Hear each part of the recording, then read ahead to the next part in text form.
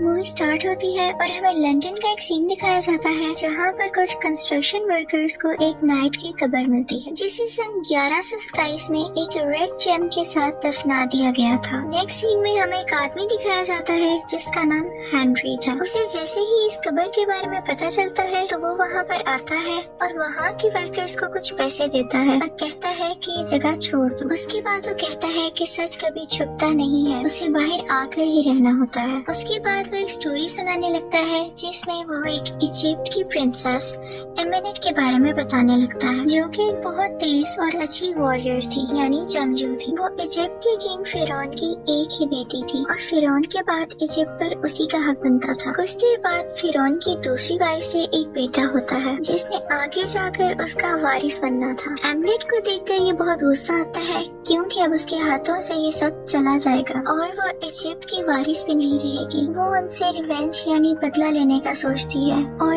Death demon यानी मौत के शैतान से समझौता करती है यानी कंप्रोमाइज करती है कि वो इस दुनिया में उस शैतान को लेकर आएगी और खुद भी यहाँ पर रूल करेगी। उसके बाद वो अपने फादर और उसके बेटे को मार देती है। अब वो शैतान को इस दुनिया में लाने के लिए एक इंसान को चूज करती है जिसके जरिए वो उसे इस दुनिया में ला सके, लेकिन ऐसा करने से पहले ही उसे जिंदा पकड़ लिया जाता है और एक मम्मी के रूप में इजिप्ट से दूर कहीं दफना दिया जाता है जहाँ वो सालों से दफन है। सीन चेंज होता है और प्रेजेंट टाइम दिखाया जाता है जहाँ इराक में दो ऑफिसर्स नेक और क्रिस टेररिस्ट पर अटैक कर रहे होते हैं। टेररिस्ट भी उन्हें मारने की लातादाद यानी काउंटलेस कोशिशें करते हैं लेकिन वो किसी तरह अपनी जान बचाकर वहाँ से भाग जाते हैं। उसके बाद वो लोग देखते हैं कि बॉम्बिंग से जहाँ वो गिरे थे वहाँ पर एक मकबरा बन गया है और जमीन के नीचे है। निक वहाँ जा ही रहा होता है कि उनका सीनियर ऑफिसर आता है और उन्हें वहाँ जाने से रोकता है। दोनों में खूब बहस होती है और तभी वहाँ पर जेनिफर यानी जेनी आ जाती है जो कि आर्कियोलॉजिस्ट है और वो निक को स्लैप करती है कि तुम हिस्ट्री के साथ क्यों खेल रहे हो। खैर फिर सीनियर ऑफिसर से इजाजत लेकर वो तीनों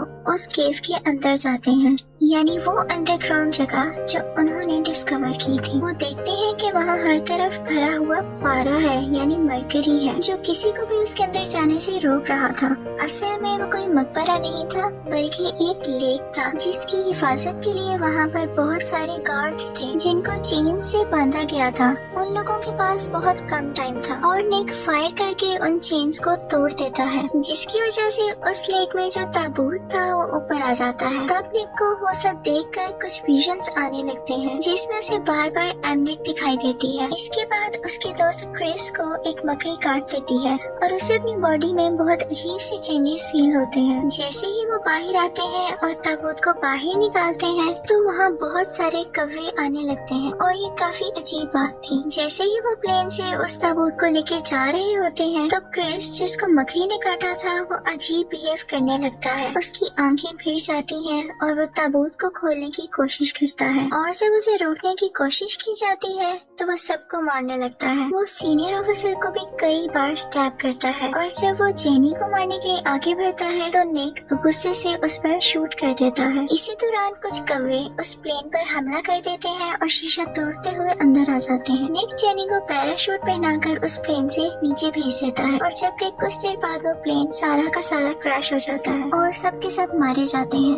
और उसके बाद मोर्ग में जब सब लाशें पड़ी होती है यानी सब डेड बॉडीज वहाँ होती है तो उसमें से निक एकदम जिंदा हो जाता है। जैसे ही वो सेंसेस में आता है तो उसके सामने उसका मरा हुआ दोस्त आ जाता है। वो उसे बताता है कि एमनेट तुम्हें यूज कर रही है और तुम्हारे जरिए वो मौत के शैतान को इस दुनिया में लाना चाहती है। सीन चेंज होता है और हमें दिखाया जाता है कि एमनेट ताबूत से बाहर आ चुकी है और वहाँ पर सब लोगों को मारकर खुद को ताकतवर और पावरफुल कर रही होती है ताकि वो पहले जैसी बन सके। उसके बाद निक जेनी से मिलता है। वो उससे पूछती है कि प्लेन क्रैश होने के बाद तुम जिंदा कैसे बच गए। इवन उसकी बॉडी पर कोई निशान भी नहीं है। वो उसे फर्दर बताती है कि वो एक आर्कियोलॉजिस्ट ग्रुप के लिए काम करती है जहाँ उसे पता चला था कि किसी प्रिंसेस के नाम को हिस्ट्री से हटा दिया गया था और अब वो किसी खंजर को ढूंढ रहे हैं जो शैतान का है और उस पर एक रेड जेम भी लगा हुआ है। यहाँ पर बताया जाता है कि वो खंजर और रेड जेम उस शैतान को ताकत देते हैं। ये सब उसी नाइट की किताब में से मिला था जिसको दफना दिया गया था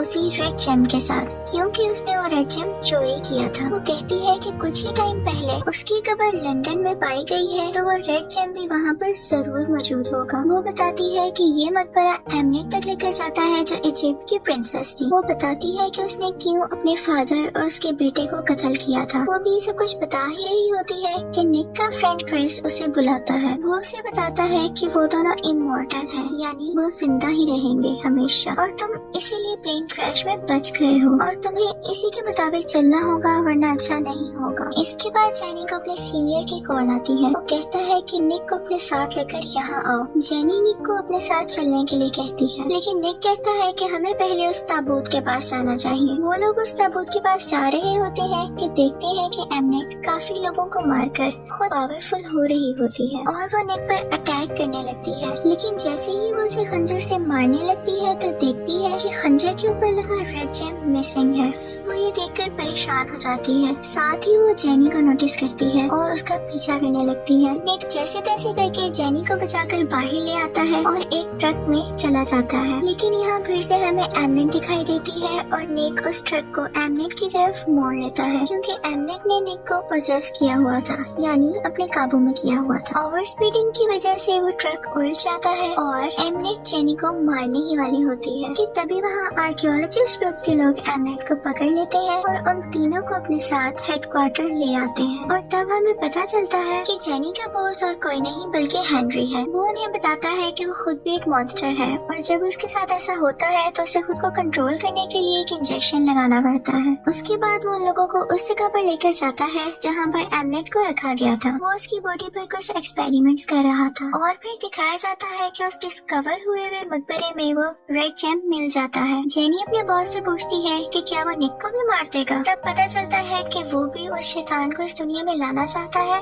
और वो निक की बॉडी का इस्तेमाल करेगा। उसके बाद उसकी बॉडी को बुरी तरह चीर फाड़ कर उसकी बॉडी को चेक करेंगे, क्योंकि निक ने उस शैतान को एक्टिवेट कर दिया था कई हजारों साल बाद और अब एमनेट ने उसे ही चूज किया है उस शैतान को इस दुनिया में बुलाने के लिए। इसीलिए वो लोग निक को मारना चाहते हैं। दूसरी तरफ एमिनेट एक कीड़े की मदद से उनके एक आदमी को अपने काबू में कर लेती है और खुद को आजाद करवा लेती है। उसके बाद निक को हेनरी की ये बातें सुनकर बहुत गुस्सा आता है और वो हेनरी से उसका इंजेक्शन छीन लेता है। कुछ देर बाद हेनरी एक मॉन्स्टर में बदलने लगता है। ये देखते ही निक उसको उसका इंजेक्शन लगा देता है, जिसके बाद वो फिर से नॉर्मल हो जाता है। उसके बाद निक और जेनी उस रेड जेम को डिस्ट्रॉय करने के लिए जाते हैं। एमिनेट भी पूरी तरह आजाद हो चुकी होती है और वो इजिप्ट के रेड को बुलाती है और ऑर्डर देती है कि वो किसी भी तरह निक को ढूंढ कर लाए। उसके बाद लंदन में एक बहुत बड़ा तूफान आ जाता है और निक और जेनी किसी तरह अपनी जान बचाते हुए एक अंडरग्राउंड टनल में चले जाते हैं। उसके बाद एमिनेट उस जगह पर जाती है जहाँ पर उनको वो मकबरा मिला था। वहाँ वो सारे मुर्दा लोगों को जिंदा कर देती है। वहाँ वो सभी गार्ड्स को मारकर उस रेड जेम को हासिल कर लेती है और दूसरी तरफ टनल में निक और जेनी के पीछे वो मुर्दा लोग लग जाते हैं और दीवार तोड़कर उन दोनों को पानी में धक्का दे देते हैं। कुछ ही देर में एमनेट जेनी को पानी के अंदर से खींच लेती है और वो बेहोश हो जाती है। निक किसी तरह उसे बचाकर पानी से बाहर ले आता है और वहाँ उसे एमनेट के लोग पकड़ लेते हैं। एमनेट निक को मारने के लिए वो खंजर लेकर उसके पास जाती है और दोनों में बहुत लड़ाई होती है। निक दूर जाकर गिरता है और फिर एमनेट देखती है कि वो खंजर निक के पास है। फिर निक उस जेम को तोड़ने ही वाला होता है तो एमनेट उसे रोक देती है और रिक्वेस्ट करती है कि ऐसा मत करो, इसकी वजह से तुम हमेशा जिंदा रहने वाले गॉड बन सकते हो और तुम्हारे पास दुनिया की हर ताकत होगी और तुम दुनिया पर रूल करोगे,